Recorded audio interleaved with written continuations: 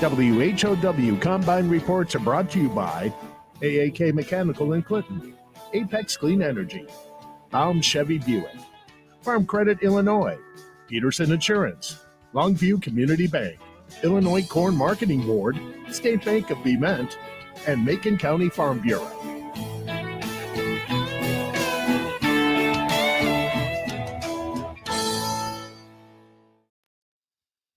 News time, 12 minutes after 8 o'clock on this Thursday.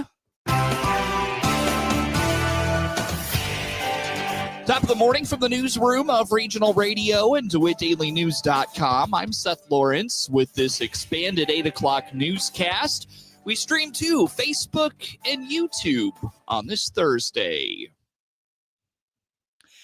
Tuesday night at the Clinton City Council meeting, city leadership announced another new business is planned to make DeWitt County its home.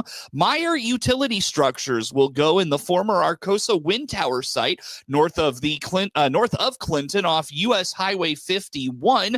City Administrator Tony Harris credits the DeWitt County Development Council's Executive Director Kurt Holman and county leadership for all coming to the table to make this happen. This is very exciting for the city of Clinton and the county of DeWitt. This started about a month and a half ago. Michelle Durham, she's the human resource director, I believe, for this company called Meyer Utility Structures. She met with me just asking for some help because she told me about the plans to locate there at the former Arcosa building. She was just kind of asking for some help. How do we get started? Can you help with sending us in the right direction to find employees? That was great that she came and connected with us. However, that building is outside the city limits. It's in the county, but that's okay. The county and the city, we work together. And I immediately after she left, got on the phone and spoke with a couple of the county board members and Kurt Holman with DCDC, and that we planned a meeting for that next morning and invited her back in. And she updated, what she told me to the rest of the group. That was good that she came in and talked to us. And that very next day we had a meeting, and she informed everybody what the plans are and, time frames. And we got delayed a little bit. We've been delayed about a month on this. They wanted to have this announced before now, but they had some legal issues that they had to get worked out before they made the announcement. Sure. But this is a joint effort between DCDC, the city of Clinton, and the county of DeWitt. We worked very hard to get them here, and now we're ready to be here to support them for whatever they need. And I think that the very first thing is staffing. One of the representatives here last night told me that they're in the process of hiring a plant manager, and they're doing some interviews now. So hopefully they get that position filled and move forward, and we'll be here on the sidelines to help out wherever we're needed. But it's very exciting for both the city and the county as to what's going on. We first announced Quick Wall and now this company, and we've got some other things in the works that we can't really announce right now, but good things are happening for the city of Clinton, and we're very excited. Mayor Helen Michelossi is proud of how everyone came together to meet the needs of this company and work with them to get set up in DeWitt County. When good people do good stuff and come together, this is exactly what happens. And that's what happened with this woman walking in the door, with Michelle walking in and saying, hey, we want to do this. And the next day, 10 people were at a table saying, how can we help you do this? What does this look like? What do you need from us? And what, quite frankly, is a benefit to the city and the county and the folks who live here.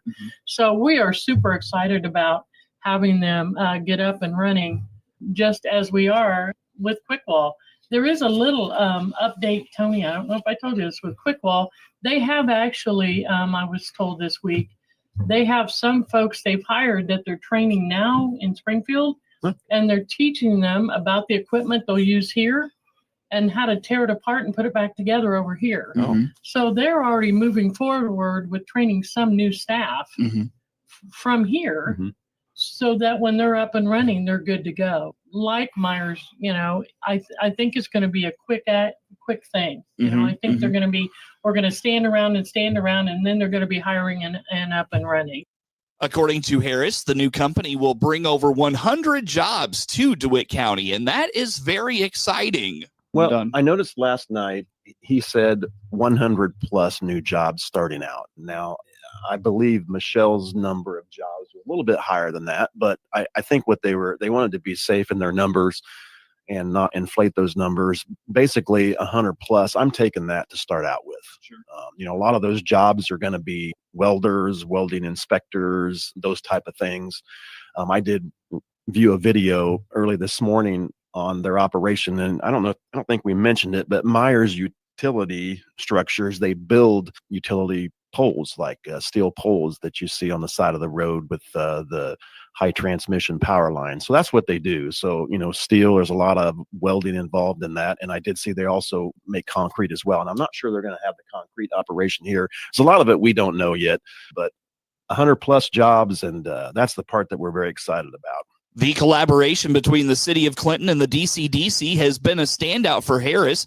He has been very pleased with the way everyone is working together and feels the city of Clinton and DeWitt County are all going in a positive direction. Yeah, let me speak about DCDC. I don't know the history with DCDC. Again, I'm new in this position. That. I have been very pleased with the DCDC committee, all of them on the committee. They have been very supportive, and Kurt in that position, basically the city pays into it, the county pays into it, City of Farmer City pays into it, and it's a group effort that we've been talking about. And lots of times, like with this case and other cases, if I get a lead on a business coming in, I'm busy. I don't have time to follow up on a lot of that, so I just simply turn it over to Kurt Homan, and I think the county does the same. And he does a lot of the legwork, and then we connect and work as a group. But I am very proud of that DCDC partnership that the county of DeWitt, city of Clinton, and city of Farmer City has with them. And I think that it's, the progress is showing. It's not just the city of Clinton. It's not just the county of DeWitt. It's the partnership that makes all of this happen. Representatives from Meyer presented to the city council Tuesday night. Interestingly, Arcosa is the parent company of Meyer, who once the wind tower manufacturer left, did not sell the facility. Instead, it has been preparing the site for operation to manufacture electric utility poles. October is Domestic Violence Awareness Month, and a local law enforcement official is sharing his department's approach to those circumstances. On the WHOW Morning Show Wednesday, Clinton Police Chief Ben Lowers told the Heart Media Group the domestic abuse cycle is a unique challenge that first responders across the country and the world are faced with. He explains officers try to diagnose and solve issues that likely developed over months or even years.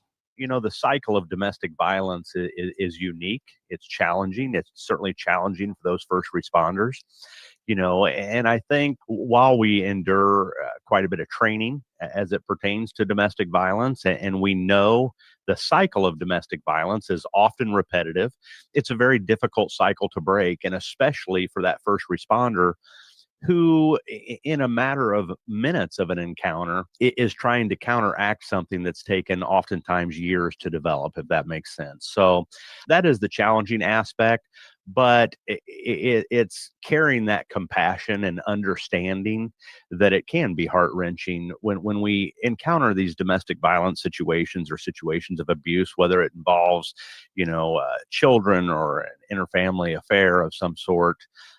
Just understanding that is a cycle that took time to create, and it's going to take time and significant effort to break that cycle. And we're very thankful for the resources that we have. I can't say enough about Dove and the other resources available to us, working together to collaborate to try to break that cycle. Another challenge when it comes to domestic violence is how hard it can be to notice. Chief Lowers indicates abuse almost always happens within the home, making it very hard for someone else to identify the behavior. He notes over the years, laws have been created to protect abuse victims. However, he admits it's not always enough.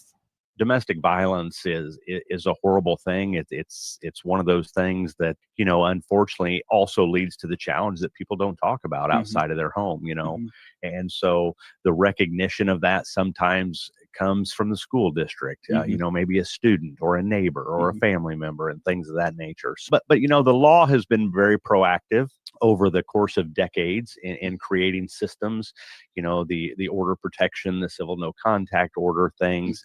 When we talk about no cash bail, that doesn't apply to domestic violence. When we make an arrest for domestic violence, they are held until they see a judge. There's then no contact orders issued upon the release of that person when they are released. So the system is doing good things to protect victims, but still sometimes that in itself is also not enough. And so the collaborative effort between both law enforcement and the domestic violence resources we have there, and also with the loved ones of those victims to help provide that support, to try to guide them to a better path and get them out of harm's way.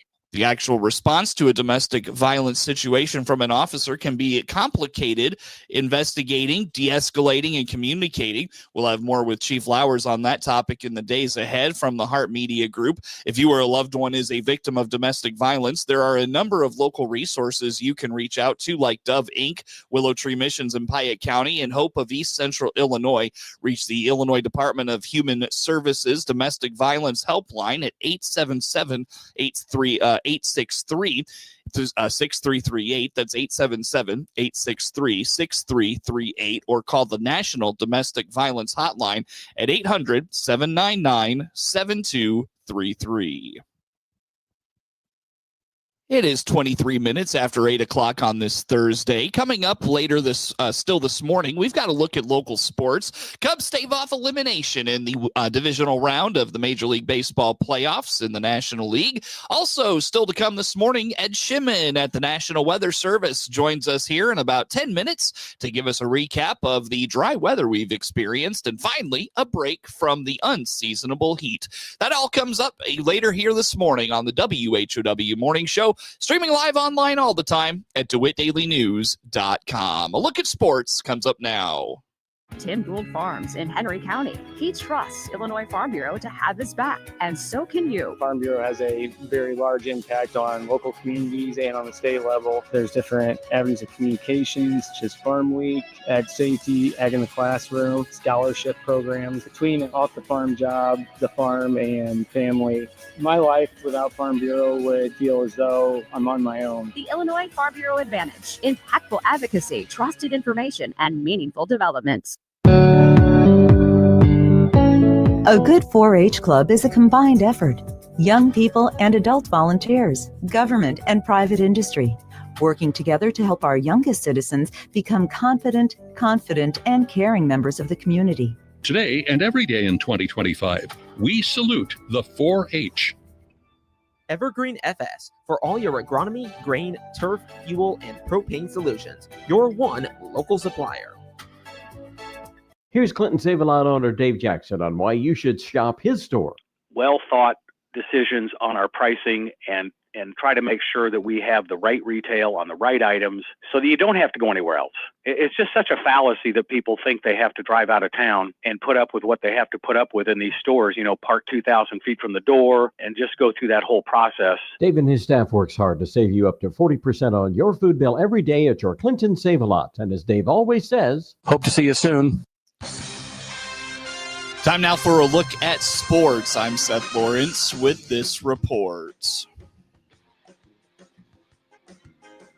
Pete Crow Armstrong hit a tie-breaking 2-run single, and the Cubs avoided a sweep by holding off the Brewers 4-3 in Game 3 of the National League Division Series in Chicago Wednesday. Crow Armstrong's 2-out swing was part of a 4-run first for Chicago, continuing a wild trend. Michael Busch kicked off the rally by becoming the first Major League player in history with multiple leadoff homers in a single postseason series. The matchup of NL Central rivals is the first postseason series in which both teams scored in the first in each of the first three games. Game 4 is tonight. Jake Bauers rallied Milwaukee with an RBI single in the 4th and a leadoff drive in the 7th. He started at first base in place of Andrew Vaughn, who hit a 3-run homer in the Brewers' 7-3 victory in Game 2 Monday night. Milwaukee loaded the bases in the 8th, but Brad Keller escaped the jam when he struck out Bauers on a foul tip on a 97-mile-per-hour fastball. Keller then retired the side in order in the ninth for the save. With runners on first and second with one out, William Contreras hit a mile-high pop-up that Bush lost in the sun before it landed in the infield for a single. Sal Frelick followed with a sac fly off Jamison Tejon. Chicago got that run back in the eighth when Bush drove a full count cutter from Quinn Priester deep to right center, delighting the crowd of 40,737 at Wrigley Field. It was the first baseman's team-high third homer of the postseason. A single by Nico Horner and walks to Kyle Tucker and Ian Happ loaded the bases for Crow Armstrong, who chased Priester with a liner to right.